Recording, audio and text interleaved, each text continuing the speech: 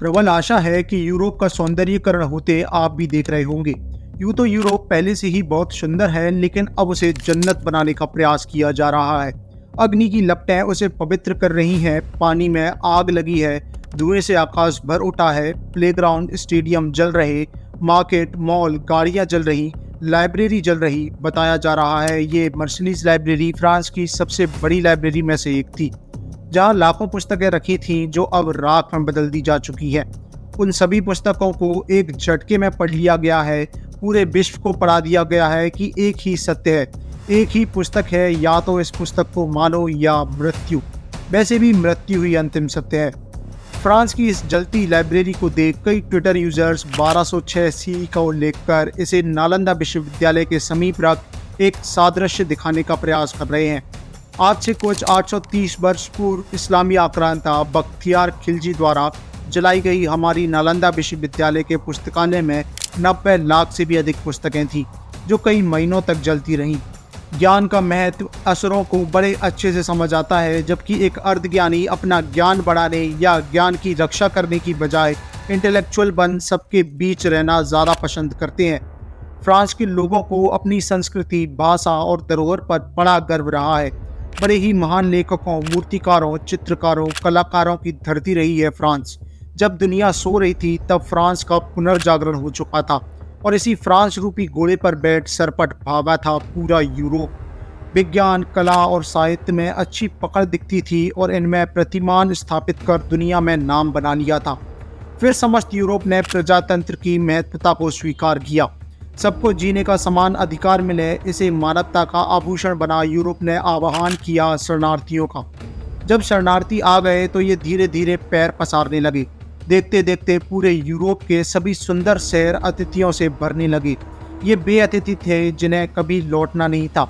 धीरे धीरे अतिथियों की भूख बढ़ने लगी तो इन्हें छीनना और दावा ठोकना शुरू किया। फ्रांस की सभ्यता पर प्रहार होने लगा। आज फ्रांस की प्राचीन सभ्यता, जिसे बड़े ही श्रम और प्रज्ञा के साथ गढ़ा गया था, उसे कैसे एक झटके में वश में किया जा सकता है, इसका एक नमूना हाल ही में इन शरणार्थियों ने पूरे विश्व को दिखाया। और ये सिर्फ फ्रांस के साथ ही नहीं है, बल्कि पूरे यूरोप के साथ होने वाला है। आधुनिकता के समंदर में लेटे अधनंगी देह पर धूप सेक रहे यूरोप को पोलैंड की तरह आंखें खोलनी होंगी, नहीं तो लेबनान की तरह सुनामी कब उनका अस्तित्व मिटा देगी उन्हें भनक भी नहीं लगेगी। क्योंकि ये घटनाएं तो अभी छोटी मोटी झांकियां हैं, अभी इस पर पूरी फिल्म बनाई जाएगी। मगर ये झांकियां ही यूरोप में उमड़ते संकट के बारे में काफ़ी कुछ बता देती हैं। अब इससे सरलता सिद्धांत खोजे नहीं मिलता कि ना कोई जीवन दर्शन है, ना कोई समाज, ना कोई धर्म और देवी देवता। बस एक ही सत्य है, और जो इस सत्य को नहीं मानता उसे समाप्त किया जाना चाहिए। अब यूरोप को खुद चुनना होगा कि वह समाप्ति के रास्ते पर चलेगा या संघर्ष कर अपनी धरोहर, ज्ञान और कला की रक्षा करेगा। क्योंकि आज सत्य संघर्ष से ही स्थापित होता है, चुप रहने से तो असत्य को ही बल मिलता है। हम ही मानवता और परंपरा की बातें करते हैं और हम ही कुचले जाते हैं। दो राष्ट्रों के संबंधों के विकास की बातें करने वाले कुलमुख्य भूरिग्रवा की बात मान ली जाए तो तक्षशिला के नागरिक ये निश्चित समझे कि शीघ्र ही तक्षशिला भी खंड खंड में बटा व जर्जरित दिखाई देगा। जिन विदेशियों को शरण देने की बात आप कह रहे हैं, कल वे भी तक्षशिला की भूमि पर अपने अधिकार का दावा करेंगे।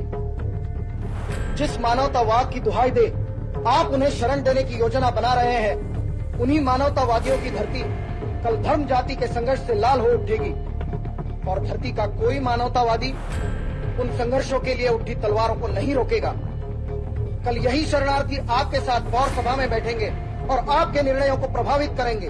धर्म व जाति के नाम पर परंपराओं को कलंकित मत करो रिपुदमन।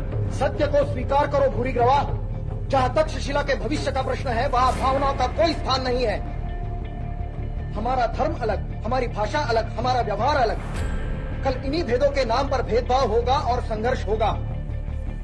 हम अपनी परंपराओं को नहीं छोड़ना चाहते तो क्या वे अपनी परंपरा छोड़ेंगे? कल यही शरणार्थी आपके राज्य का अविभाज्य अंग होंगे और यही आपके सामने बैठकर अपने तथाकथित अधिकारों की मांग करेंगे। तब आपका मानवतावादी हृदय उन पर हथियार उठाने में संकोच महसूस करेगा। क्या पौर सभा मुझे आश्वासन दे सकती है कि कल शरणार्थियों के कारण गांधार खंडित नहीं होगा? क्या कोई और मुझे आश्वासन दे सकता है कि कल यही शरणार्थी अपनी मातृभूमि लौट जाएंगे? क्या पौर सभा स्वयं आश्वस्त है कि शरणार्थियों के पुनर्वसन के नाम पर शासन तक्षशिला की प्रजा पर नवीन करों का बोझ नहीं लादेगा? सभाध्यक्ष उत्तर दे, सभाध्यक्ष उत्तर दे, सभाध्यक्ष उत्तर दे, सभाध्यक्ष उत्तर दे।